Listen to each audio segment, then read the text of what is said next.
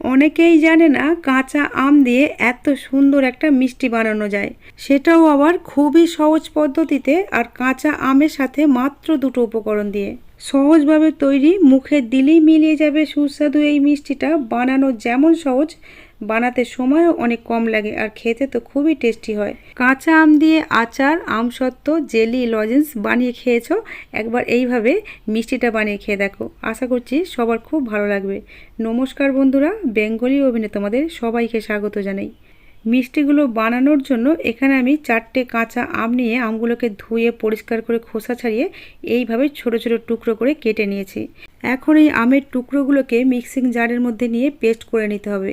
এই রেসিপিটা বানানোর জন্য আমাদের পাতলা পেস্টের প্রয়োজন, তাই জলের পরিমাণটা একটু বেশি করে দিয়েই পেস্টটা বানিয়ে নিতে হবে। যেহেতু আমি ছোট মিক্সিং জারের পেস্টটা বানাচ্ছি, তাই অল্প অল্প করেই পেস্টটা তৈরি করে নিতে হবে। পেস্টটাকে মিহি করে তৈরি করে নিয়ে একটা বাটির উপরে ছাঁকনি রেখে ছাঁকনির মধ্যে পেস্টটা ঢেলে দিয়ে এইভাবে ছেঁকে নিচ্ছি, কারণ এই মিষ্টিটা বানানোর জন্য আমাদের একটা মসৃণ পেস্টের দরকার। ছাঁকনির ওপরে যেটা আটকে ছিল এটাকে আবার আমরা মিক্সিং জারের মধ্যে দিয়ে দিলাম, আর এর মধ্যে কিছু আমের টুকরো দিয়ে আরও একটু জল দিয়ে এটাকেও আবার পেস্ট করে নেব। এইভাবে পেস্ট করে নিলে জুসের পরিমাণটা আমরা বেশি পাবো। আমি একইভাবে সব আমগুলোকেই পেস্ট করে নিয়ে ছেঁকে নিয়েছি।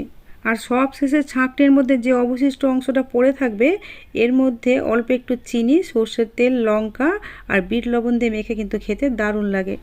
বন্ধুরা দেখো, সমস্ত আমগুলো ছেঁকে এই জুসটা আমরা পেয়েছি। এখন এই জুসটাকে আমরা মেপে নেব। মেপে নিলে বাকি উপকরণগুলো দিতে সুবিধা হবে, কারণ এই মিষ্টিটা তৈরি করতে উপকরণের পরিমাণগুলো একদম ঠিকঠাক নিতে হবে, না হলে কিন্তু মিষ্টিটা পারফেক্ট হবে না। দেখো, এখানে আমাদের মোট একটা বাটির মাপ করে 3 বাটি জুস হয়েছে। এই মিষ্টিটা বানাতে আমরা কোনো আগার আগার পাউডার বা জেলেটিন ব্যবহার করব না, খুব সহজে পাওয়া যায় কর্নফ্লাওয়ার ব্যবহার করব। যেহেতু আমরা এখানে 3 বাটি আমের জুস নিয়েছি, তার জন্য 1 বাটি কর্নফ্লাওয়ার নিয়ে নিলাম। মাপটা কিন্তু এই হিসাবেই নিতে হবে। আর আমের জুসের পরিমাণ যদি 2-1 টেবিল চামচ কম বেশি হয় তার জন্য কোনো অসুবিধা হবে না। কর্নফ্লাওয়ারটা আমের জুসের মধ্যে ঢেলে দিয়ে জুসের সাথে কর্নফ্লাওয়ারটাকে খুব ভালোভাবে মিশিয়ে নিয়ে এক সাইডে রেখে দিতে হবে। এখন ওভেনের মধ্যে একটা কড়া বসিয়ে দিয়ে এর মধ্যে দিয়ে দিচ্ছি চিনি। যে বাটির মাপ করে আমরা আমের জুস মেপেছিলাম ওই বাটির মাপে 2 বাটি চিনি দিলাম, আর ওই একই বাটির মাপে দিয়ে দিলাম 1 বাটি জল।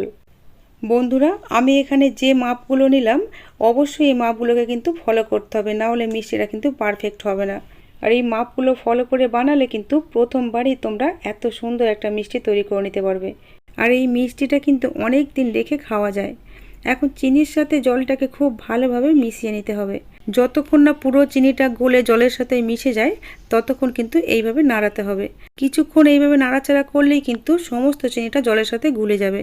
দেখো, পুরো চিনিটাই এখন কিন্তু জলের সাথে মিশে গেছে। চিনিটা পুরোপুরি গলে যাওয়ার পরে আমরা যে কাঁচা আম আর কর্নফ্লাওয়ারের মিশ্রণটা বানিয়ে রেখেছিলাম এই মিশ্রণটাকে খুব ভালোভাবে মিশিয়ে নিতে হবে, আর অল্প অল্প করে এই চিনির রসের মধ্যে দিতে হবে, দিয়ে মিশিয়ে নিতে হবে। আর এখন ফ্লেমটাকে কিন্তু একদম লোতে রাখতে হবে, না হলে কিন্তু নিচে বসে যাবে, কারণ এর মধ্যে দেওয়া আছে কর্নফ্লাওয়ার, আর কর্নফ্লাওয়ার কিন্তু খুব তাড়াতাড়ি ঘন হয়ে যায়, তাই ফ্লেমটা একদমই বাড়ানো যাবে না। এখন এর মধ্যে দিয়ে দিলাম 1 চিমটি মতো লবণ। আমি এখানে বিট লবণ ব্যবহার করেছি, তোমরা চাইলে সাদা লবণও দিতে পারো। এই লবণটা কিন্তু মিষ্টির স্বাদটাকে অনেকটা বাড়িয়ে দেবে।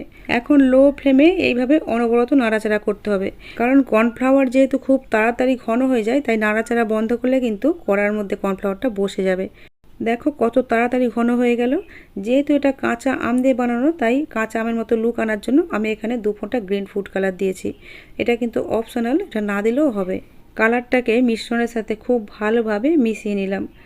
আমাদের মিশ্রণটা তৈরি হয়েই গেছে। এই যে কড়া থেকে ছেড়ে ছেড়ে যাচ্ছে, এইভাবে কড়ার থেকে গা ছেড়ে গেলে বুঝতে হবে যে মিশ্রণটা তৈরি হয়ে গেছে। এখন এর মধ্যে দিয়ে দিলাম কয়েক ফোঁটা কেওড়া জল। কেওড়ার জলের বদলে এলাচ গুঁড়োও দিতে পারো। এখন দিয়ে দিলাম 1 টেবিল চামচ গাওয়া ঘি।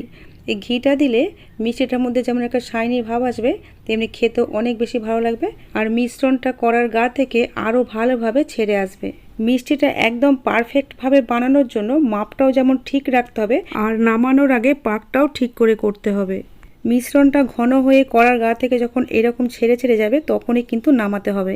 তার আগে নামালে মিষ্টিটাও যেমন ভালোভাবে জমতে চাইবে না, তেমনি খাবার সময় তো দাঁতে আটকাবে বা হাতেও লেগে লেগে যাবে। দেখেই বুঝতে পারছো বন্ধুরা কড়ার গাটা কত সুন্দর করে ছেড়ে দিয়েছে। এটা আমি অ্যালুমিনিয়ামের কড়াই বানিয়েছি, এটা ননস্টিকে বানালে কিন্তু আরও ভালোভাবে বোঝা যাবে। মিষ্টিটা জমানোর জন্য আমি এখানে একটা অ্যালুমিনিয়ামের বাটি নিয়ে নিয়েছি। কাঁচের পাত্র বা স্টিলের যেটা হাতের কাছে অ্যাভেলেবেল থাকবে তার মধ্যে জমাতে পারবে। এর মধ্যে আমি অল্প একটু ঘি ব্রাশ করে দিয়েছি, সাদা তেলও ব্রাশ করা যায়। এর মধ্যে কিছুটা পরিমাণে মেলন সিড বা খরমুজের দানা ছড়িয়ে দিলাম। আরও একটা প্লেট নিয়েছি, এর মধ্যে কিছুটা জমাবো। আর সাথে একটা চকলেট মোল্ডও নিয়েছি, কেউ যদি চাও চকলেট মোল্ডও বানিয়ে নিতে পারো। এই বাটিতে বা প্লেটে ঘি বা তেল মাখানোর কাজটা আগে থেকেই করে রাখতে পারো, তাহলে কাজের অনেক সুবিধা হবে। বেশিরভাগ মিশ্রণটাই বাটির মধ্যে ঢেলে দিয়ে চামচের মুখের পিছনে একটু ঘি মাখিয়ে ওপরটা মসৃণ করে দিয়ে ওপর দিয়ে একটু মেলন সিড ছড়িয়ে দিলাম। লাইটের কারণে চকলেটের মিশ্রণের কালারটা কখনো ডিপ কখনো লাইট দেখাচ্ছে বন্ধুরা। চকলেট মোল্ডে 2 কাপে অল্প একটু মিশ্রণ দিয়ে বাকি মিশ্রণটা প্লেটের মধ্যে ঢেলে একইভাবে ছড়িয়ে দিতে হবে। মিষ্টির এই মিশ্রণটাকে ফ্রিজে রাখার দরকার নেই, রুম টেম্পারেচারে রাখলেই কিন্তু এটা খুব ভালোভাবে জমে যায়। ঠান্ডা হওয়া মাত্রই জমে যাবে। আমি এখন তোমাদের ঠান্ডা হওয়ার পরে দেখাচ্ছি। দেখো বন্ধুরা, এরকম উপরে হাত দিয়ে দেখতে হবে, হাতে যদি কিছু না লাগে বুঝতে হবে এটা সেট হয়ে গেছে। কত সুন্দরভাবে সেট হয়েছে তোমাদের একটু কাছ থেকে দেখাই। আর দেখো কতটা সফট হয়েছে, আর হাতেও কিছু লাগছে না, মানে মিষ্টিটা একদম পারফেক্ট তৈরি হয়েছে। এইবার এটাকে ইচ্ছে মতো শেপ দিয়ে কেটে নিতে হবে। এখন এই বাটির মুখে একটা প্লেট বসিয়ে বাটিটাকে উল্টে দিতে হবে। উল্টে দেওয়া মাত্রই কিন্তু আপনা আপনি এটা প্লেটের মধ্যে পড়ে যাবে। বাটিটাকে কোনোভাবে চাপ দিতেও হবে না, উল্টানো মাত্রই কিন্তু প্লেটের মধ্যে পড়ে গেছে। এত সুন্দরভাবে মিষ্টিটা বেরিয়ে এসেছে, কত লোভনীয় দেখতে হয়েছে দেখো বন্ধুরা। খেতেও কিন্তু খুব সুস্বাদু, আর এই মিষ্টিগুলো কিন্তু অনেক দিন পর্যন্ত রেখে খাওয়া যায়। আমি আমার চ্যানেলে এই রকমই সহজভাবে তৈরি নতুন নতুন রেসিপির ভিডিও আপলোড করে থাকি। সহজে তৈরি নতুন রেসিপির ভিডিওর আপডেট সবার আগে পাওয়ার জন্য ইউটিউব থেকে দেখলে চ্যানেলটা সাবস্ক্রাইব করার, আর এফবি পেজ থেকে দেখলে পেজটাকে ফলো করে নেওয়ার অনুরোধ রইল। বন্ধুরা, আজ তাহলে এই পর্যন্তই। তোমরা ভালো থেকো, সুস্থ থেকো, সাবধানে থেকো।